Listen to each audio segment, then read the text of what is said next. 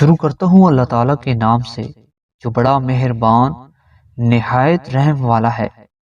حضرت ابو ہریرہ رضی اللہ تعالیٰ عنہ راوی ہیں کہ ایک دیہاتی رسول اللہ صلی اللہ علیہ وآلہ وسلم کی خدمت میں حاضر ہوا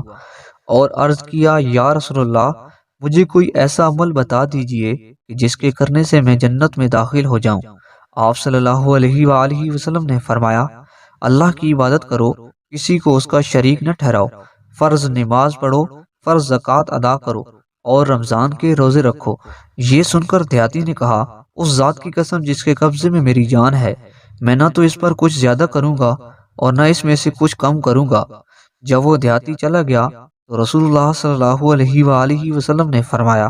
جو آدمی کسی جنتی آدمی کو دیکھنے کی سعادت اور مسرت حاصل کرنا چاہے وہ اس آدمی کو دیکھ لے۔ حضرت سفیان بن عبداللہ عسقفی فرماتے ہیں کہ میں نے رسول کریم صلی اللہ علیہ وآلہ وسلم کی خدمت اقدس میں عرض کیا، یا رسول اللہ، مجھ کو اسلام کی کوئی ایسی بات بتا دیجئے کہ آپ کے بعد پھر مجھ کو کسی دوسرے سے پوچھنے کی ضرورت باقی نہ رہے۔ اور ایک روایت کے الفاظ اس طرح ہیں کہ آپ صلی اللہ علیہ وآلہ وسلم کے علاوہ کسی دوسرے سے پوچھنے کی حاجت نہ رہے۔ آپ صلی اللہ علیہ وآلہ وسلم نے فرمایا، زبان و دل سے اس بات کا اقرار کرو کہ میں اللہ پر ایمان لایا اور پھر اس اعتراف و اقرار پر قائم رہو۔ حضرت ابو ہریرہ رضی اللہ تعالیٰ عنہ فرماتے ہیں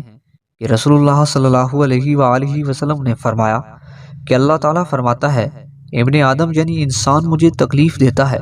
اس طرح کہ وہ زمانے کو برا کہتا ہے، حالانکہ زمانہ کچھ نہیں، وہ تو میں ہی ہوں۔ سب تصرفات میرے قبضے میں ہیں اور شب و روز کی گردش میرے ہی حکم سے ہوتی ہے۔ تشریح: جاہلوں کی عادت ہے کہ وہ انسانوں کو اپنی پیدا کی ہوئی پریشانیوں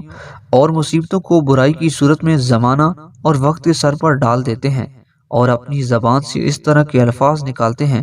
زمانہ خراب ہے، بہت برا وقت ہے۔ اس طرح وقت اور زمانے کو برا کہنا نہایت غلط ہے، کیونکہ زمانہ اور وقت تو کچھ بھی نہیں ہے، اصل متصرف حق تعالیٰ کی ذات ہے جس کے قبضے میں لیل و نہار کی تبدیلی ہے، اور اسی گردش لیل و نہار کا نام زمانہ اور وقت ہے۔ اگر زمانہ اور وقت کو متصرف سمجھ کر برا کہا جاتا ہے تو متصرف چونکہ اللہ تعالیٰ ہے اس لیے وہ برائی حق تعالیٰ کی طرف جاتی ہے۔